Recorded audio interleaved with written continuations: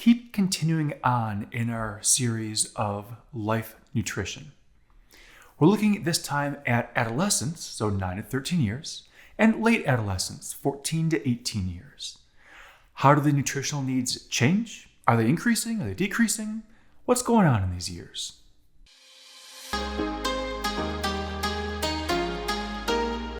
We'll start off with adolescents, 9 to 13-year-olds. Now, a lot of times we'll call this the preteen years, because at this point, they're not quite teenagers until that 13 at the end, but a lot of things are starting to get to the point they're acting like teenagers or things are changing their bodies. During this age, you'll go through the onset of puberty typically as well. Normally, this age group is kind of broken down into two different stages of development. There'll be an initial growth phase where the individuals are getting taller. Typically, we're looking at 10 to even 25% of a height increase will occur. Now, this rapid growth in height a lot of times can lead to a very lean, almost stick-like appearance. The second phase then will be putting on weight. They're kind of filling out the height they just gained. So a lot of times putting on muscle and just kind of building everything up so it looks more proportional compared to what it was potentially a little bit ago. Now, as these heights increase, a lot of times this is where males will catch up to females who grew a little bit earlier, a little bit faster. But again, everyone has their own genetics, so all of the height increase will be controlled differently from person to person. The overall nutritional requirements are about the same. Nutritionally, we're looking at 45 to 65% carbohydrates, 10 to 30% proteins, and 25 to 35% for fat or lipids. But now balance that out across the caloric intake, and you're looking at a caloric intake of anywhere from 1,400 all the way up to 2,600.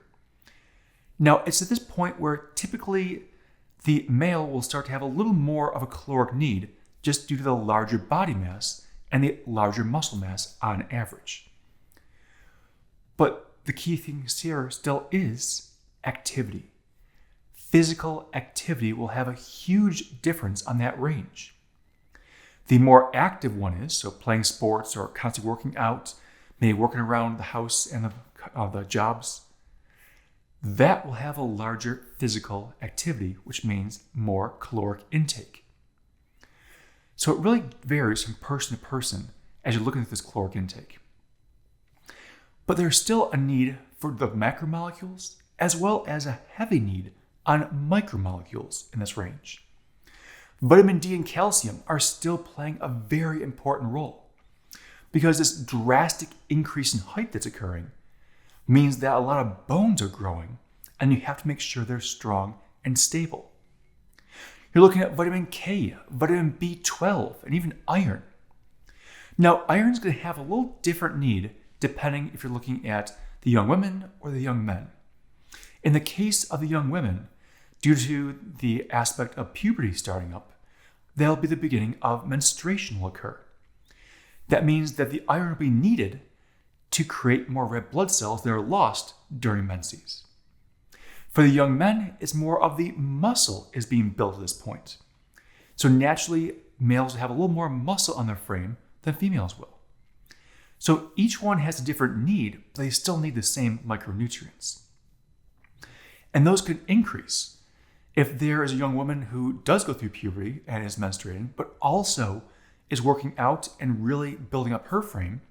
She'll need the iron both for muscles and for the replacement of red blood cells.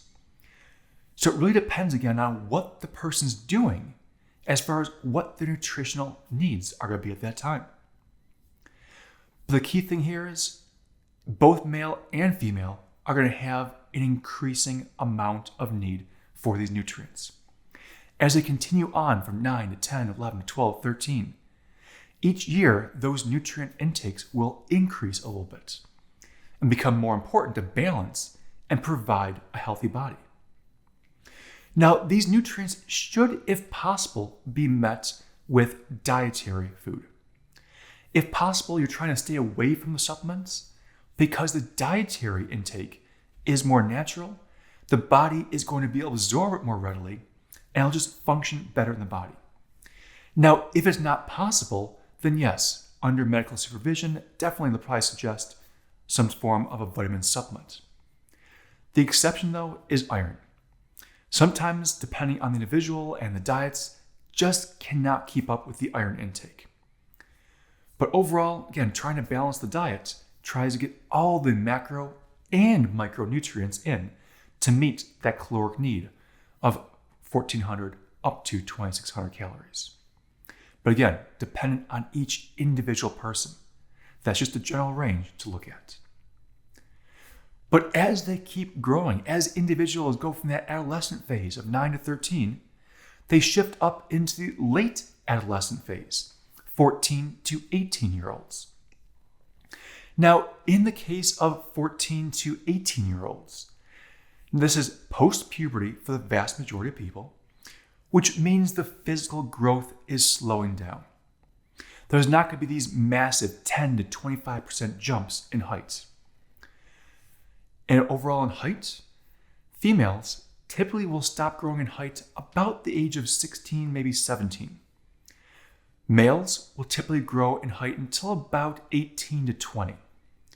But these are, again, small incremental growths. They're not going to be massive amounts of growth at this time. And through these years, 14 through 18, independence will be more valued in these individuals. They'll have more independence, not just from parents as far as choices, but also nutritional needs.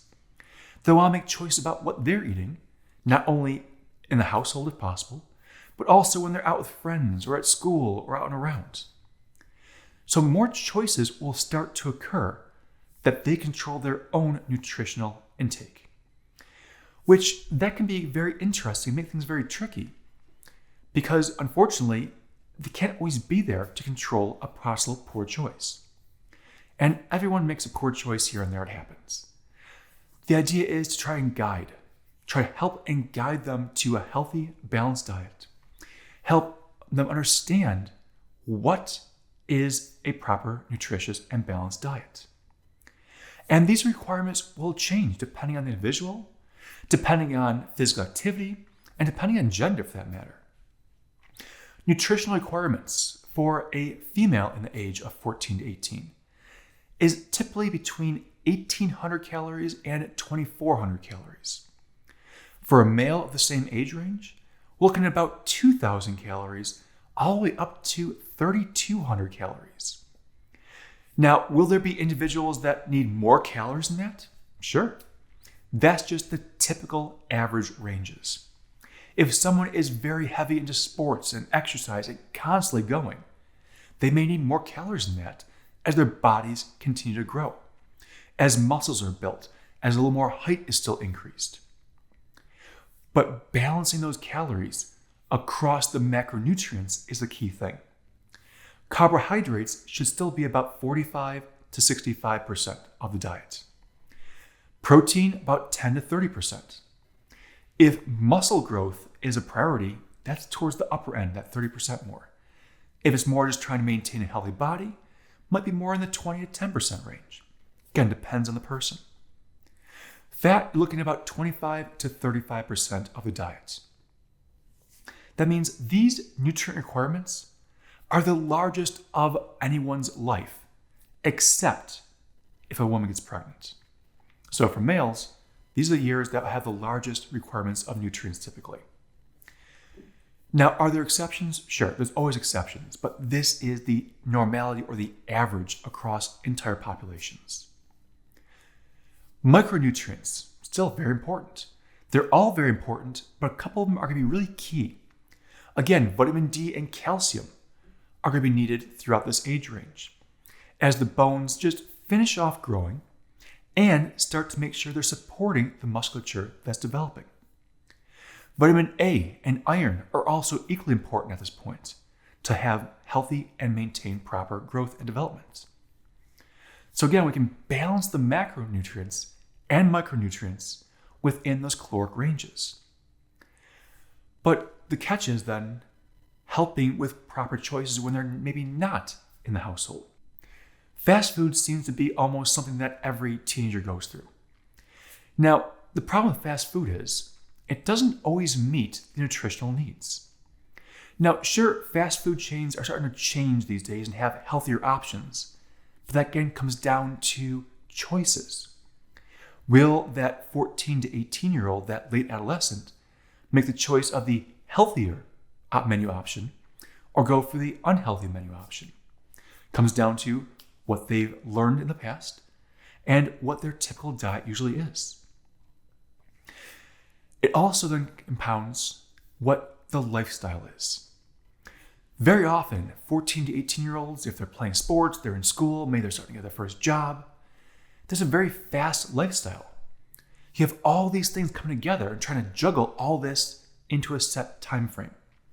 Their full schedules, their quick pace can make nutritional demands very hard to meet because they don't always want to take the time for a sit-down nutritional dinner. It's, hey, I got to grab and go. I got 10 minutes. Can't always get that in there. So it's all about trying to guide and build skills of how to manage time as well as still meet nutritional requirements. Make sure that they're still having the proper caloric intake, the proper balancing of macro and micronutrients. So these individuals are still learning how to make these choices, learning what is a balanced diet. So it's very important for the parents or the other adults in the lifestyle to help kind of explain different aspects, show why certain choices are better than other choices. It doesn't mean you can't have fast food or have desserts or have some things occasionally, but it's understanding how it impacts the body and how it impacts the diet when you do things like that. Because it's very important to balance out the fruits and the vegetables and the lean meats and these nutrient-dense foods. But sometimes, and it happens, it's part of life. People go for the more empty calories. That entire bag of chips gets devoured in one sitting. Or all the donuts. Hey, you know what? One's good. 2, 3, 4, and just keep going. So it's understanding what those are when they happen, and then, hey, you know what? Let's talk about what that was and how it impacts the diet, impacts the body. It's all these nutritional choices that are being made. And some nutritional choices, especially in this 14 to 18-year-old range, is driven by body image. Because as the individuals are growing and developing, there are these body image expectations in different societies, different cultures. And sometimes the expectations are unrealistic. So they push and push and push, trying to reach these unrealistic expectations. Thinking they need to be there, but you know what? They don't. Everyone's body is different. Everyone's body grows differently. But this can drive eating disorders in this range. Now, a lot of these eating disorders, things like anorexia nervosa, bulimia nervosa, or binge eating disorders, start to really show and manifest in this late adolescent range. So anorexia, it pretty much is an obsession with dieting and not enough food is occurring, which means they're practically starving themselves to get thinner and thinner and thinner because they're not having enough caloric intake, they're not balancing those calories either, and they're just losing and losing and losing weight. It's not a healthy thing to have happen. Bulimia. In this case, it's eating, but then purging what was eaten. This purging could be either from vomiting, using laxatives, or even excessive exercising, where you're going through massive amounts of exercise to burn off the calories you ate, plus even more calories beyond that. And then binge eating disorders. Consuming large amounts of calories all at once in a very short time. It's just eating and eating and eating. And this large, huge caloric intake can cause large weight gains. Now, some people will binge eat once a week, once a month. Other times it's every couple of days. So it depends on the individual. But this increase of weight gain due to a large amount of caloric intake the body can't handle is a lot of times can then cause problems like type 2 diabetes, can cause high cholesterol, can even cause issues with blood pressure, obesity, and all the myriad of other problems that obesity can cause. So these different eating disorders can unfortunately crop up because of body image issues in these late adolescent years. So it's very important for the adults around these late adolescents to help build choices, explain choices, help them build healthy dietary behaviors for later in life. Because if you can build healthy choices now in these 14 to 18-year-olds, those healthy choices can continue on later in life. So the adults can model healthy eating, because even though a lot of times those late teens, those late adolescents, 14 to 18, don't want to listen to mom or dad or whoever adults around, they're still watching and they're still seeing things. And what is being modeled can be incorporated into what their diets and their bodies are doing. So healthy choices now, and helping them explain and understand that, can help prevent obesity later in lifetime. So there's a lot of reasons, though, that can contribute to obesity, either in this age range or the starting of obese tendencies that will push into later age ranges. Larger than normal portions. Just if the individual is getting used to eating very large portions, that can be problematic because the body can't handle all the calories at once, so it converts it into fat reserves. Limited food choices, not having enough variety or enough nutrient-dense foods. The constant use of fast foods, vending machines as a staple, not getting enough physical activity, the media portraying all these advertisements for food, but also them portraying different body images. So a lot of things can add into how these late adolescents are going to choose what their choices of food are. But the biggest goal, education and help them understand. Not necessarily telling you must do this, but here's the two rationales. If you eat this, here's the positive and here's the negative. Help them make their own choices. Not telling, because most people don't like to be told what to do. But give them choices. Explain what the positive and negatives are. But help them understand decisions instead of just telling them what to do. Understanding the decisions now can help them understand the decisions later in life as well. So from adolescence, 9 to 13, and then late adolescence, 14 to 18. So a lot of choices and understanding and learning that needs to occur about how their bodies handle food and how that food is impacting their bodies now and in the future. Until the next video.